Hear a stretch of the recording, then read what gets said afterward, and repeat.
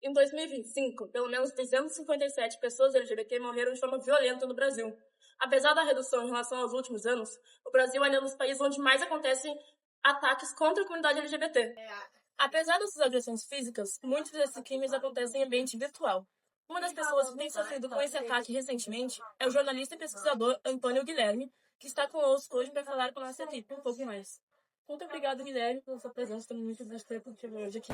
Muito obrigado. E eu queria começar te ouvindo, Guilherme, falar um pouquinho sobre esses ataques, em que contexto que eles aconteceram, de onde é que veio. Perfeito. Recentemente, a CAPES me convidou para poder participar do quadro Bolsista em Destaque, onde eu abordei sobre o desenvolvimento da minha pesquisa de dissertação desenvolvida na Universidade Federal de Goiás e também para tratar sobre o que eu pesquiso atualmente dentro da minha tese de doutorado.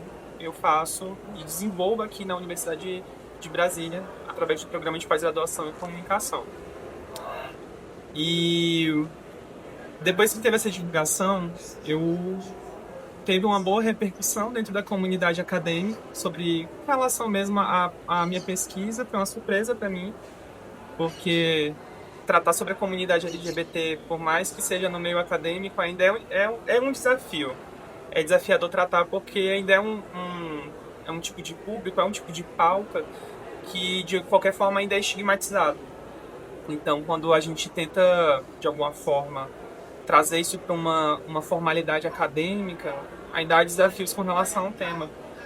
E eu não esperava que o tema e a proporção que teve positiva inicialmente fosse, assim, de alguma forma, trazer visibilidade com relação ao que eu pesquiso. Como já tinha passado assim um ano, que eu já tinha defendido até a dissertação, então, eu não esperava essa surpresa, teve uma repercussão positiva. Como eu vim lá do estado do Acre, lá da região norte, meu estado ele é extremamente conservador. E um jornal local, um webjornal de lá, ficou sabendo da minha pesquisa, da divulgação do destaque que a CAPES fez com relação à minha pesquisa. E a gente resolveu desenvolver me convidaram para poder fazer uma reportagem, para eu relatar como foi a minha experiência, o meu processo de formação lá também na UFAC, tudo o que motivou para eu poder pesquisar o tema. A reportagem ficou muito boa, inclusive ficou bem, não teve nenhum tipo de viés sensacionalista, porque normalmente a gente se espera, né, que haja algum tipo de reprodução, que é exatamente o que eu pesquiso, que eu pesquisei também durante a dissertação. E findou que após a publicação, nesse jornal, a proporção se tornou negativa. Acabei sofrendo alguns ataques dentro da internet, e ataques de ódio. E eu, no momento, eu levei um susto, mas tentei também, de alguma forma, não me afetar com esse movimento. Eu acho que também o fato de eu ser um homem gay e por conta das violências que eu já sofri durante a minha vida mesmo, eu acabei não dando tanta relevância para esse tipo de ataque. Eu deixei num espacinho. E acabou que a minha ex-orientadora da Universidade Federal de Goiás, ela viu a situação, se sensibilizou com o contexto, ela não gostou do que aconteceu. E aí quando eu vejo, assim, o quanto que esse papel da coletividade, ele transforma esse tipo de violência.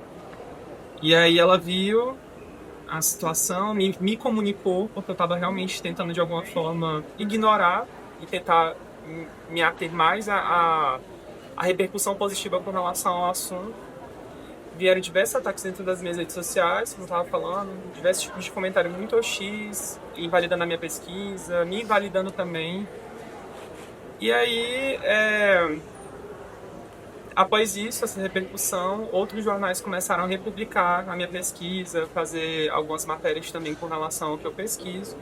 Até agora, as que eu andei observando, não tem também nenhum tipo de viés sensacionalista para tentar de alguma forma me descredibilizar com o que eu pesquiso, mas mesmo assim, apesar de ter sido uma pesquisa reconhecida por uma instância como a CAPES, ainda assim estou sofrendo ataques homofóbicos, sobretudo por conta da minha própria identidade e também pelo que eu pesquiso.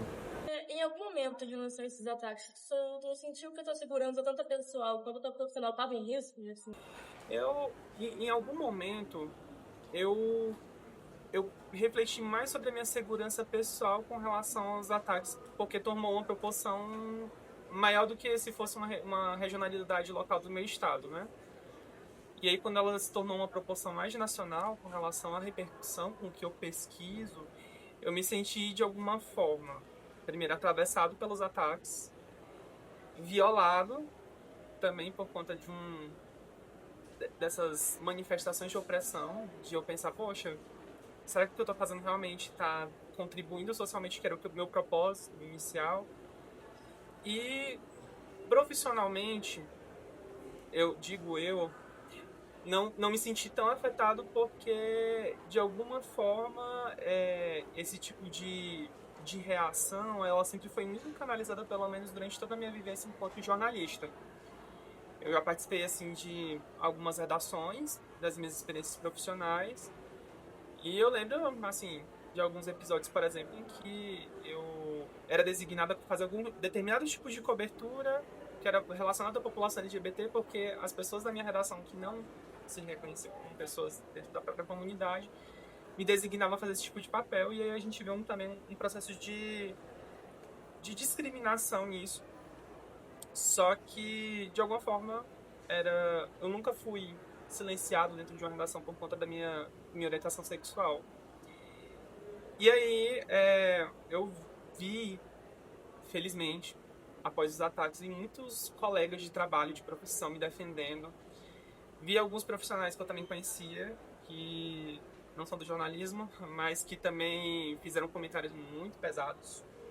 Psicólogos, pensadores, filósofos, pessoas assim que eu me surpreendi.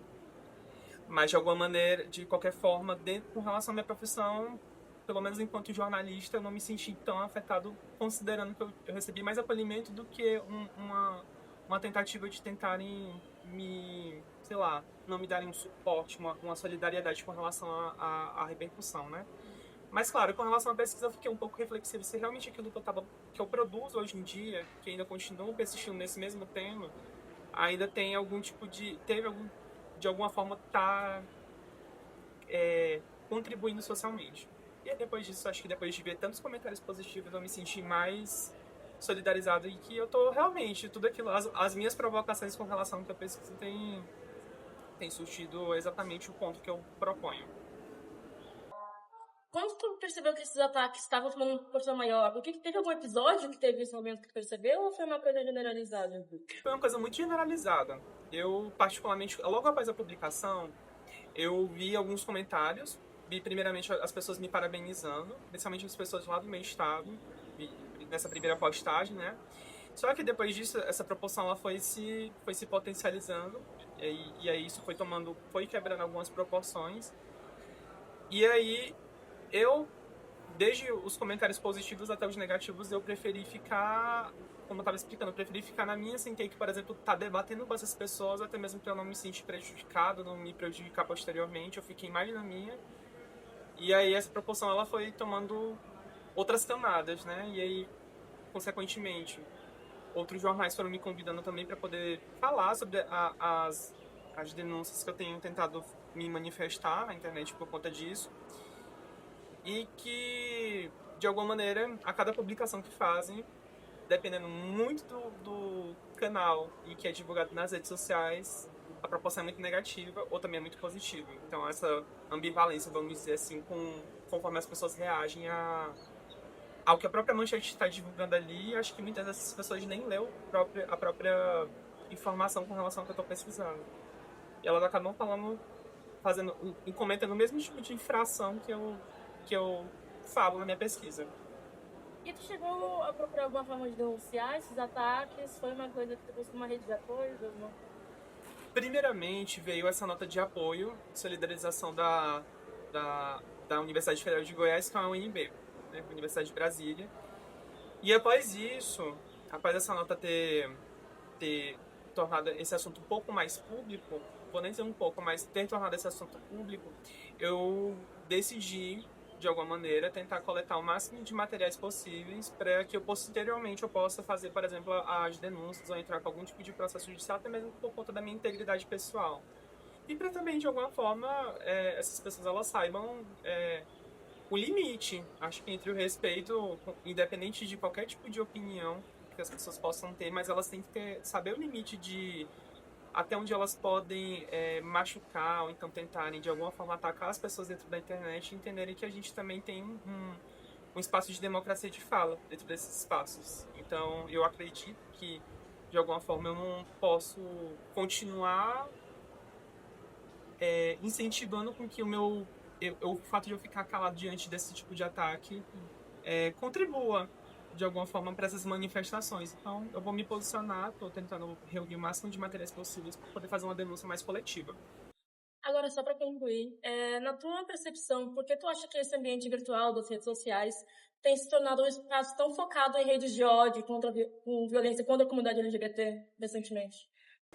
Eu acho que eu percebo, para falar a verdade, que o fato de a gente já citar a pauta LGBT em qualquer tipo de esfera, sobretudo quando a gente fala de canais mais hegemônicos, e quando eu falo de canais hegemônicos, eu falo assim de um público no sentido geral, é um assunto muito tendencioso.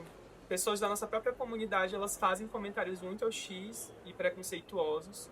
Não se negligencia o fato de, por exemplo, pessoas da nossa própria comunidade, o fato de ela estar na comunidade, ela não ser preconceituosa também. Isso mesmo porque eu vi em alguns comentários pessoas que se diziam propriamente da comunidade atacando um pouco comunidades trans e travestis, o que eu achei decepcionante.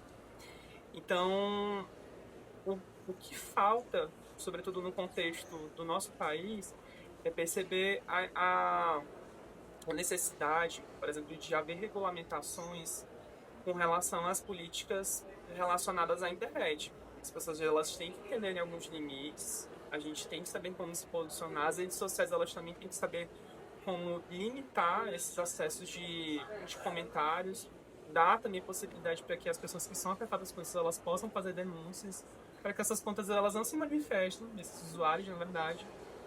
E é aquilo, é um tipo de enfrentamento que é historicamente narrado durante anos. As questões de sexualidade e de gênero são identidades que são marginalizadas. Não, é um recorte que, infelizmente, ele vai se modelando conforme o tempo, né? E em um determinado momento a gente tinha um tipo de preconceito muito explícito com relação à comunidade. E hoje a gente percebe esse preconceito mais sutil em que as pessoas elas acabam agindo num discurso onde elas ficam por trás das telas, ou então de que elas tentam afetar ou agredir, violentar as pessoas, seja discursivamente ou verbalmente ou fisicamente, mas de uma maneira muito velada. E é isso que eu acredito que, pelo menos por meio da internet, a regulamentação com relação a esses tipos de casos, elas possam ser melhor debatidas e melhor ampliadas. Bom, a entrevista de hoje fica por aqui. Queria agradecer mais uma vez, Guilherme, pela presença e você pela audiência. Convido vocês a seguirem o Campus Multiplataforma em todas as redes sociais. O link vai ficar aqui na descrição. E até a próxima. Bom, a entrevista de hoje fica por aqui. Queria agradecer mais uma vez, Guilherme, pela presença e você pela audiência. Convido vocês a seguirem o Campus Multiplataforma em todas as redes sociais. O link vai ficar aqui na descrição. E até a próxima.